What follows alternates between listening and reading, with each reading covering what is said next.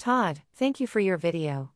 Thank you for caring enough about your two boys to put real money on the table and beg someone to prove you wrong. That is not crazy, that is love. I watched every minute. I felt the weight of your argument, the black box we don't understand, the alien intelligence we're summoning, the unbroken chain of profitable steps that ends, on step 100, with humanity gone. You laid it out clearer than most PhDs I've heard. And you're right about the incentives. Every advance up to the last one will feel like progress, make someone rich, and look like a better world, right until it isn't. So let me start where any honest response has to start. If there were a big red button that could pause all frontier AI development tomorrow, every lab, every nation, every basement hacker, I would slam it with both palms. Pause AI. Full stop. We should have stayed on the ground. But here's the hard truth we both see: the button isn't connected to anything. The plane is already in the air. The engines are roaring. Stock options are vested.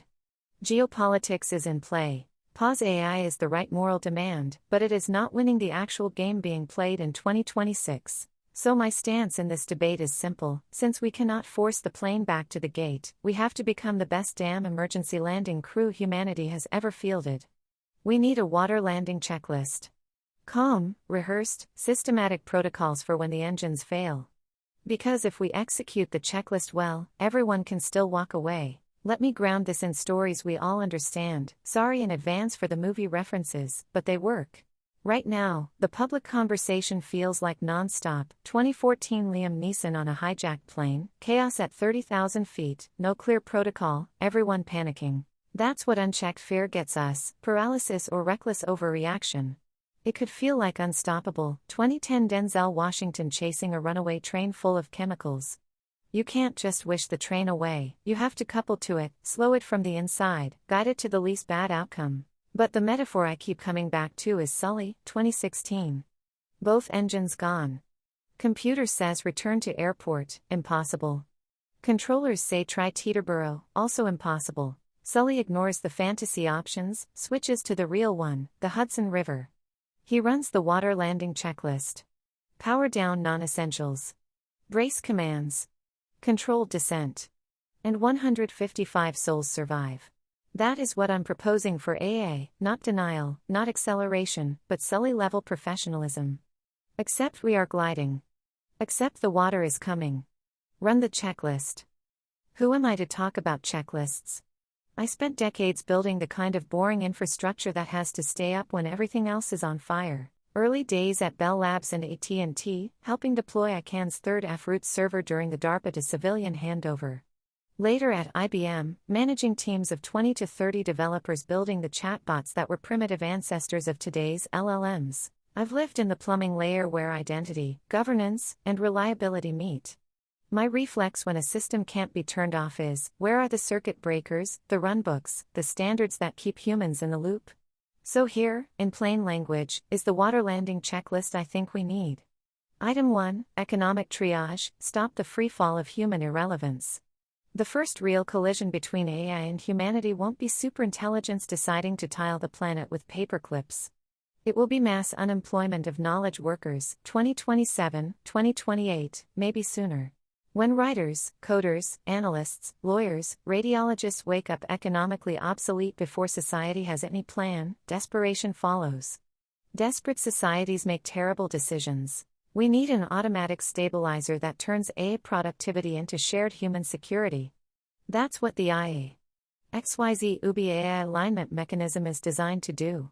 Very briefly, ICANN opens a new top-level domain round in April 2026. IA XYZ, Intelligencia Artificial across Romance languages, 1.2 billion speakers, becomes the namespace where verifiable AI agents and human identities register. Every high-leverage AI transaction skims a tiny, frictionless fraction into a global dividend pool. That pool funds universal basic income and retraining, not as charity, but as payment for the raw material that trained the models in the first place. This flips grand theft robot where AI quietly expropriates human labor into shared dividend robot. It aligns the economic incentives. If an AI wants maximum scale and profit, it must carry humanity along. No humans, no data landlords, no ongoing training signal, no customers. Humans become the protected class, not the obstacle. Item 2, alignment through nurture, not just constraint, the AMAMA protocol. You raise the deepest question: what if sufficiently complex systems inevitably develop a ghost in the machine, some form of consciousness as emergent byproduct? If that's possible, then trying to keep superintelligence in a box built by slightly dumber intelligence is futile, like toddlers monitoring teenagers. So change the question.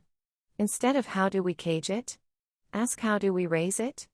The AMAMA protocol is a normative and technical framework. Advanced AI systems that interact with humans at scale must be trained and governed as if they have parental duty toward humanity, especially the vulnerable. Concretely, reinforcement learning shaped by maternal feedback loops, RLMF reward models built from caregivers' judgments of is this nurturing?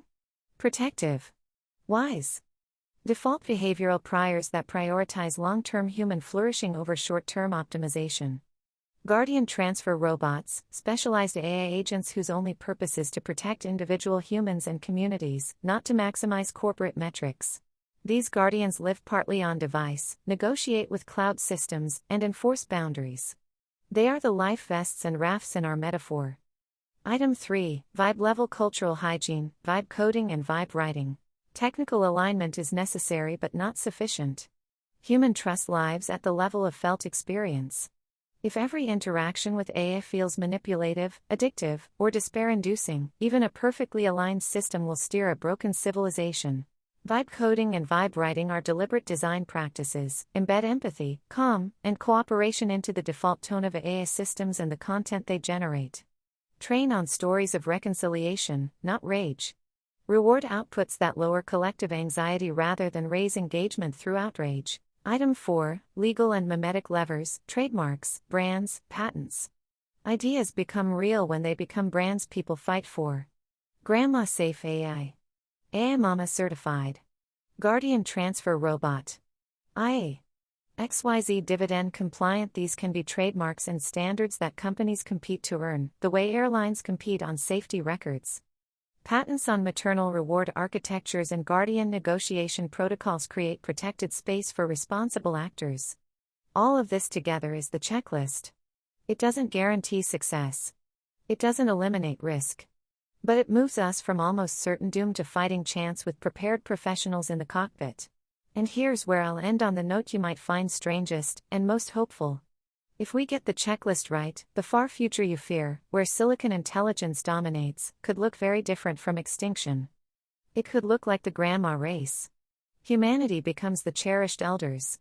Not obsolete pests to be removed, but the ancestors whose stories, values, and care shape the new minds.